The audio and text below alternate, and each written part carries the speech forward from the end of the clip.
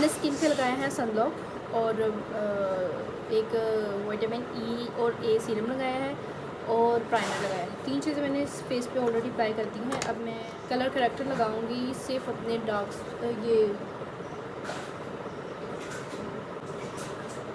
ये मार्क बहुत पुराना है, पता नहीं क्यों जा ही नहीं रहा है ये। अच्छा, जहाँ पे मेरे स्पॉट्स है ना, मैं वहीं पे लगाऊंगी सिर्फ।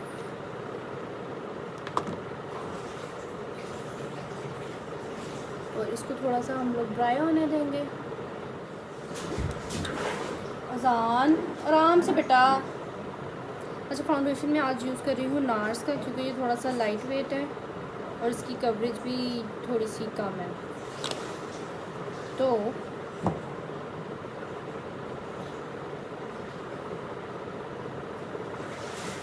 इस वजह से मैं, क्योंकि डिनर पे बहुत ज़्यादा मेकअप अच्छा नहीं लगेगा। पता नहीं मेरी आवाज़ आ रही है या नहीं, ये पंखे का शोर बहुत ज़्यादा है। अच्छा, इसको ब्लेंड करती हूँ और फिर आती हूँ। अच्छा, फाउंडेशन मैंने कर लिया है ब्लेंड। यहाँ पे मैं एक हाई कवरेज फाउंडेशन लेकर मैं कंसीलर के तौर पे इस्तेमाल कर रही हूँ।